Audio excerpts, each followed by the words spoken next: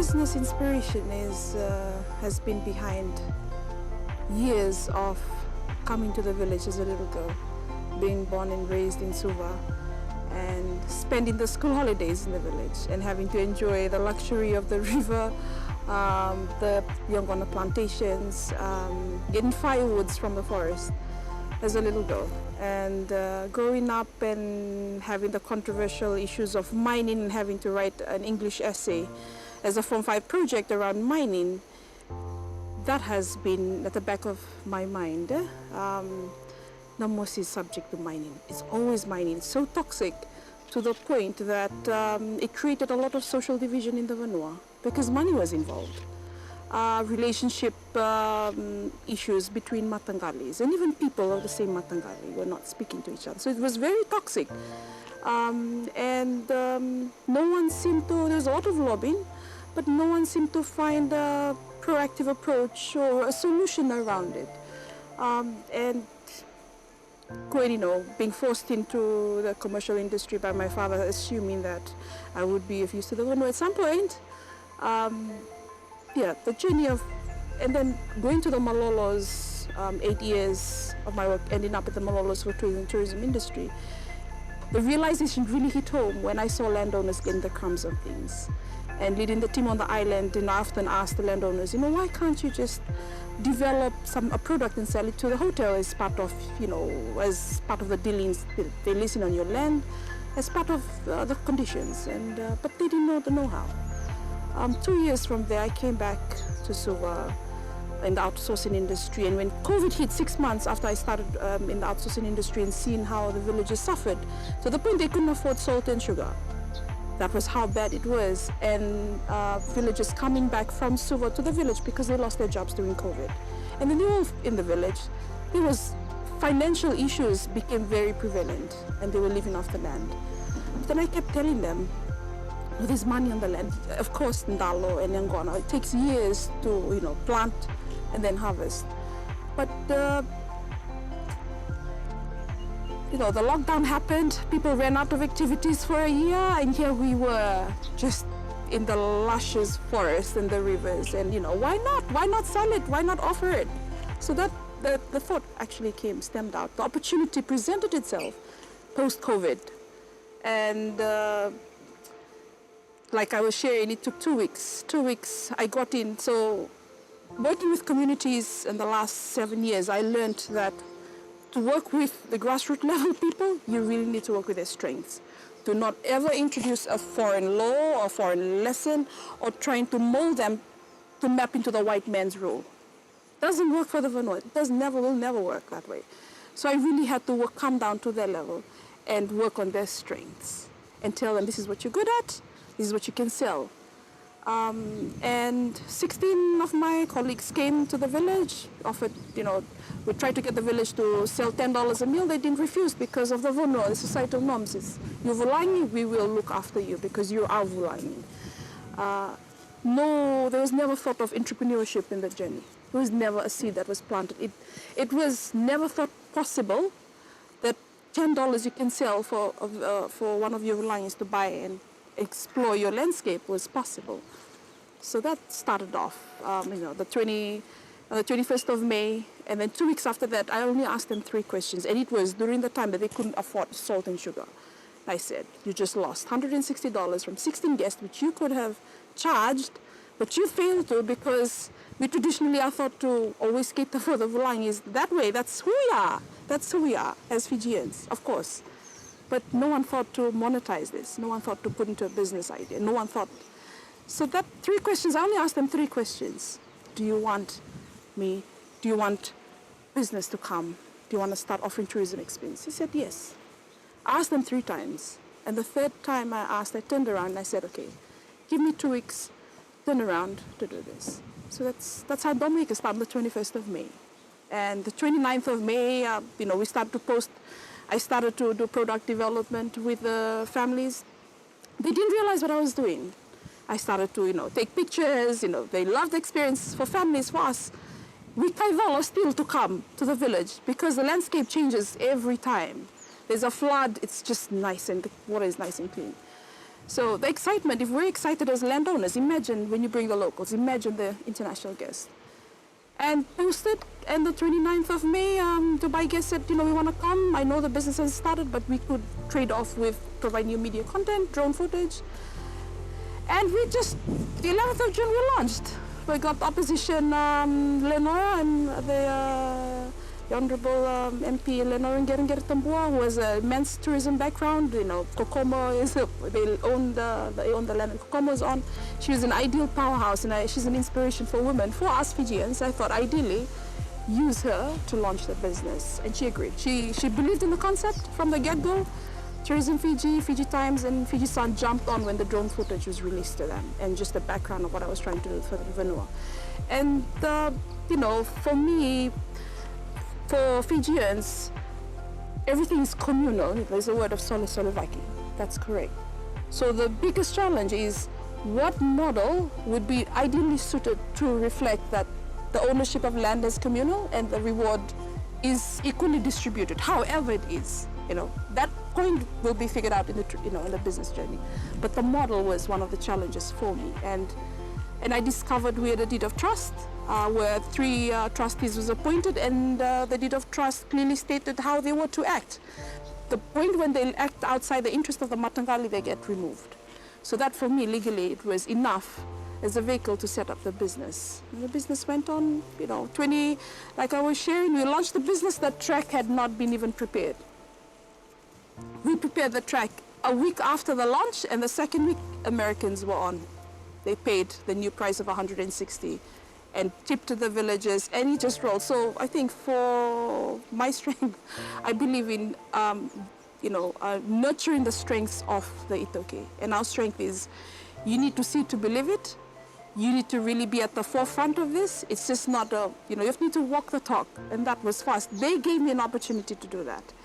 Despite being tried, I was, shut off at some point, but the majority had my backing, despite the few voices that said, you're a woman, your place is in the kitchen, you do not have a table at the decision-making table for the Matangali.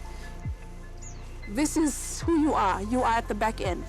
But there was just 2 or 3 voices, and the entire family stood up for me, and I didn't say I was in tears, because that's the truth. We do not have a say. But it was amazing. On that day, I saw my entire family stand together, and that was Suva in the village, and held their hand and said, no, this is going to be a game changer. Let a woman sit and drive change. And we went on from there. And, training, we sent the boys into training after the launch, first aid training. I started to expose them to learning. We secured Triple GI incubator program. They went to expose them. They were amazed because they brought the learnings from outside into their families and said, also we are school leavers, we are gone farmers. People actually look up to us. And, and one of the things that people saw and said that we are bringing the world into the communities. International guests are visiting us. We've got doctors, lecturers, professors, all sort of people coming in, professionals coming in to learn about them. And they didn't realize that that's a thing. So COVID provided that opportunity, and we discovered we just came at the right time under the suppressed government. And, I said, why not? People say it cannot be done, but for me, that's always my thing. You tell me it cannot be done, I will make it done. And I will come back to your face and say, it's done. So, and having a backing of the Vanua has been my strength for me. The Vanua allowing me to speak. So in different platforms that I speak in, I'm very careful because it's the Vanua. And my heart and soul has been for the Vanua. I think it's because my background is as such. Everything that I do is for the Vanua. So when business started, they said, how was the revenue going to be? What's the pricing? It's one of the challenges. No one could monetize our values. No one could monetize our, our food, our culture. And I said, no one's doing that. Let's come to the table and say, this is us. This is our value. You cannot put a price to it because it's unique. It's our identity. The 14 provinces have 14 different dialects, 14 different traditional customs, the way we do things, food as well. We're going to stick to our strength. Our strength is we don't have any fish. Prawns and eels, we have that. And that's what people want to eat. And that's what people want to buy. And seeing the locals from Suva come in that day and just seeing the food and acting like Palangi people, it was shocking because they were locals. But imagine this is the experience, and villagers having to see that experience was overwhelming. So they knew this is something unique. We are offering unique experiences, but no one was talking about it. So our journey has been unique to us because this is our story to tell. And like I said, I didn't send them to any hospitality studies, nothing of that sort. We built on what we were well known for, and that was catering to the people the best we could, in the best way we could. Yeah. So that's, and in terms of the challenges, yes, like I said, no lease, no capital, but me and my little family had to invest about 3K just to do the back end of things, marketing, the transport, you know, writing all this, putting in all these expenses. And I didn't want to burden the Matangkali and say, this is how much. So I got a quotation for drone 4K. I know the Matangkali is not going to issue me 4K for a drone, but lucky enough, it was just God-given. My list of wish list was just free and provided because I had set my heart and soul was like, this is gotta go. There's no more waiting. So many people have dreamt to do this for years and never got it done because there's, you know, there's the lease issue, there's a business registration bit. We managed to get that out within a week of the launch. And the next thing you knew, the village saw Tourism Fiji, the drone flying, Lenora, the famous Lenora, and everyone's all going to say hello. It just went off from there. And I think for the Vanua, it's the vibe. The guest, when you come in, you can feel if we're united at the forefront or if we're not. And so it's very important that the family had to really go back to rooting itself to Soli Solivaki. Suva families often only come to the village only during holidays. So when business started up, Suva was in the village every other weekend to help and also be part of the experience because, you know, we got more jealous that the youths in the village were meeting professors and doctors and, you know, so many people from overseas. An employee from Facebook came and he works in Japan and one of the Japanese office. And, you know, Suva missed out on that. So it brought people back to the village. And it was a whole life activity every Saturday and Sunday, and we would live back to Suva on Sunday. So it really brought us back and brought people that went working in farms to come and work back in the village. So we've got a tourism, one of the tourism employees, she studied in one of the TVAT programs. She worked in Wailolo for she's back now, offering whole village homestays. She looks after that. Her strength is housekeeping. She loves guests. So that's been, you know, bring them back in, give them the market, bring them the people she's earning from the village. And, you know, with NAC going overseas, we've got one of our school leavers here back, and he's one of our pioneers people for our youths. And the different forums, they're asking to go, so now I have to, you know, provide that opportunity for them. And in terms of, I think, the sustainability is one of the things. A lot of the agencies talk about sustainability. Sustainability means a lot of things. So one of the things that I've had to teach the people, and that tourism is a broad topic, but no one talks about what sort of tourism is our strength. And I think with Japan, in the National Sustainable Workshop where Japan had it last year, and I was part of the discussion, I learned that there's different area of tourism, and no one's talking about it in Fiji. And there's rural tourism, adventure tourism, food tourism, there's medicinal tourism, and there's tourism, experience tourism of our culture, but no one does it. And then we figured out that's what the guests were paying for, the experience in the communities. And we go, see, the campsite we have here is because of the demand. We've had to partner with Joski. We helped develop Joski. We had an interchange of experience. Our tour guides went and taught them. So we did that on our own as part of community empowerment. And I later realized the Joski Naikorkor belongs to Rewa, the province of Rewa. So, you know, using our family ties to be able to empower other communities, and the communities along the road are waiting for us, but they've come to know of that. And in terms of you know, the income in the village, everyone gets paid, from the tour guide to the women who caters for the lunch. The cover is bought. Whoever has cover dried out, we buy their cover. We source the ndalo from the moms, from families who are not employed on the day. We buy ndalo from them. We adopt the farm to table concept, the otter or roe, and We probably only buy kai down from Neitasiri on our way up. We get kai from them and we offer it to the guests. If they go for night fishing and get prawns and eels, then they'll offer that. So it's seasonal. Whatever is in season, we provide that. We'll not provide you a very luxury meal, but we'll provide you what they eat daily in the village. And in terms of the spillovers, we encourage the villagers who are not employed on the day to sell booze. Root crops, we sell root crops, handicraft stuff that the villages women have on offer.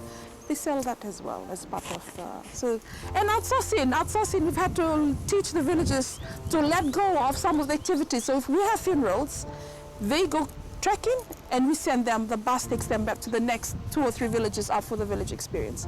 So we've taught those bit of, business concept to let go. If there's a function in the village, do not let the business stop. Let it go. Start sharing the workload. And villages are happy because we are sharing the revenue stream to them. And transfers, we book the other villages' transfers, truck. So we believe in outsourcing and empowering of other villages by providing them employment through those transfers and tour guides and village experiences.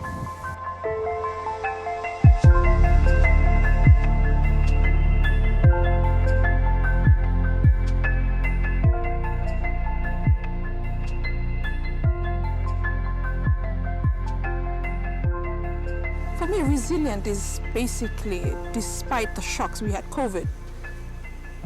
Even COVID didn't stop us, We went ahead and targeted the local market, but international market came instead. Resilient is, despite having barriers to accessing tourism lists, we still had business running. We don't have a website. Facebook was there. Resilient is having not marketing for the last 6 months and having September booked out. That's being resilient in the face of all these, trials, all these red tapes. We're still able to find a way around. It's not stopping us from moving forward. And for me, that is what resilient means. And I have to teach villagers and say, do not compare yourself to the bigger fishes. You are the vanua, your model is very different. The most important bit is you do not lose your niche. Do not lose what you are unique for. And that is standard, your services, our tracking. We cannot, have that spillover. If we don't have guests for 3 months, that's fine. We don't have a loan to commit to, a financial obligation. That's being resilient. The business continues to go even with the low season. So the low season, they have to figure an alternative source of income, which is kava on dalo. They have to find an alternative. But tourism remains an important integral part of the community. And like I said, entrepreneurship comes in. It's a very key component. And now everyone's talking business. Everyone's talking business now. The low season, they have their canteen running. The women have their canteen running to facilitate and have their revenue. So when they have the solis and everybody doesn't have any money, they share the profit. They go and give their solis. So business has become integral part of the village life. It's just, not village, sitting, we've got this and this, but we don't have a source of income. That's, for me, that's being resilient. I'm having to find a solution. There's always a solution for every problem. Red tape doesn't mean it ends there, the journey ends there. And I think that's been a stereotype thinking for us. The laws for Hotel Act hasn't changed for the last 15 years. No one's talking about it. We set up a campsite, no one's stopping us from shutting us down. That's, challenging all these norms, not stopping regardless of the outdated legislation and the laws that's out there. That's being resilient.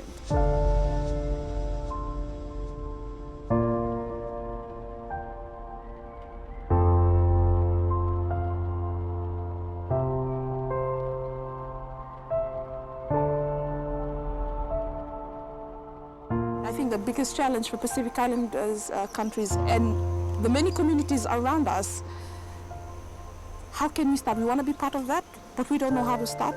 We don't have money to start. And I think that's why I find our journey is important to share, because that's a compass for all these communities. And tourism is very broad. There's agro-tourism, there's sports tourism, there's adventure tourism.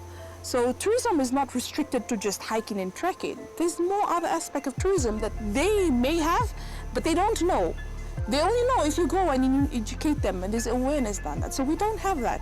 I don't see that being done in the Pacific, especially in Fiji with tourism being 40% of GDP. Who does that? No one does it. So it was a journey that we've had to learn on our own, and we couldn't afford all this expertise, no. And this is what makes us very unique, because every Matangali member learned something. It's just not me. Every member, from the elders, the moms, the children, right up. We've had, because of the business last year, our children, the students that were in the village that didn't want to pursue further education, they've all left for Suva. They saw that education really does carry weight, and not just, oh, I can't do this.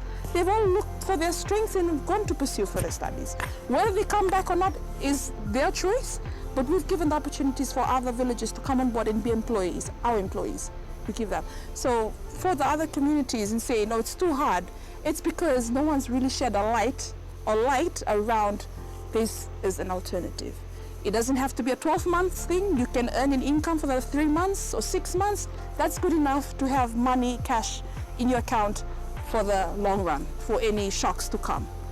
So I think that's just not much platform. There's not much sharing, and no one's really figured the gaps, and to learn from it and to share this. There's a way around it. There's a way around it. No one's just talking about it. Yes, if you know you can make change in the little families or communities, go ahead. Do not be scared. Be a risk taker. As long as your heart is in the right place, and that's the people. Your foundation and the interest of what you're doing is correct, there should be nothing stopping you. And if you know you can make change, if it's your little family, go ahead with it. Because there's a rippling effect of this. And I've seen this for myself. The Matangali, my target group was the group that I could control. And the rippling effect is massive right across, where people are sharing my journey and sharing it to other communities themselves without me in the picture. And having to speak at, the platform that I spoke with 250 people with 90 plus village headmen. And that was a massive, that spoke volume for me. And they saw women as a forefront bringing change, because they never saw that. They never saw it. They really never saw it. So they really saw a different light to women. They admitted, yes, our place is in the women. They realized that they invested so much money in us, they didn't allow us to sit at the table to bring change. So it is an eye-opener when I stood up there with the support of the Vunua and the support of our chief, coming to end my discussion. And it was a point of realization that they really need to give women a voice. They really need to have, if the women can contribute to bring positive change like we have here, then they should open the door of opportunities for them. So don't hold back. Be true to whatever you believe in, but as long as your heart is in the right place and it's for the people.